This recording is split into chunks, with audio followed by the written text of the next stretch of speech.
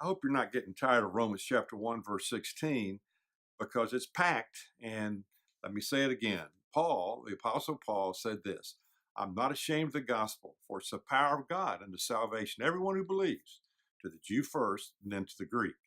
And so what we're asserting is that Jesus, who is the gospel, can meet every basic need of your life and my life. So what we want to look at today, just for a few moments, is Jesus meets our need to experience life. A friend of mine one time asked some college students in a class, said, how long have you lived?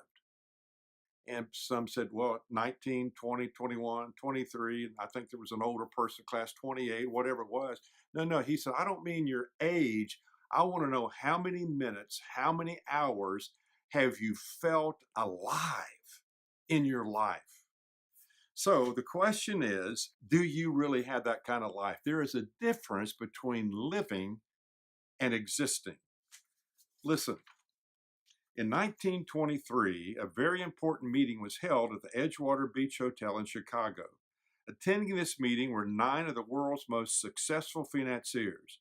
Those present were the president of the largest independent steel company, the president of the largest utility company, the president of the largest gas company, the greatest wheat speculator, the president of the New York Stock Exchange, a member of the president's cabinet, the greatest bear on Wall Street, head of the world's greatest monopoly, and finally, president of the Bank of International Settlements.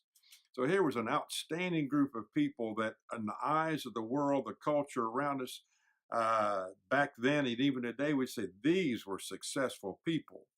Well, let's see 25 years later, after that meeting in 1923, what happened to these people. Well, Charles Schwab lived on borrowed money for 5 years before dying bankrupt.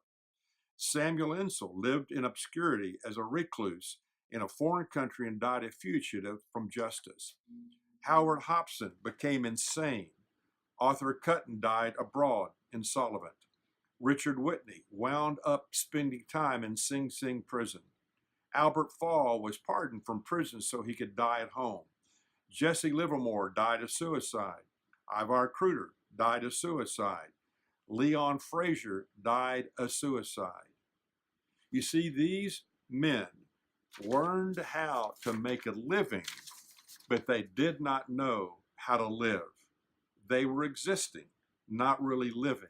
It's ironic to me that a lot of us can maybe have a lot of things going for us, but at the same time, really not be living, just existing with all the opulence around us. And so Jesus said this in John 10:10. He said, I've come that you might have life and that you might have it more abundantly. So let me ask you a question. Are you existing or are you really living? If you want to live full of life and adventure every day of your life, and if you want to know that you could live forever with him someday, when we leave this planet, then I encourage you to relinquish the controls of your life to him. Follow him day by day, moment by moment, and you will begin to experience this abundant life that Jesus talked about. You think about it and then do something about it.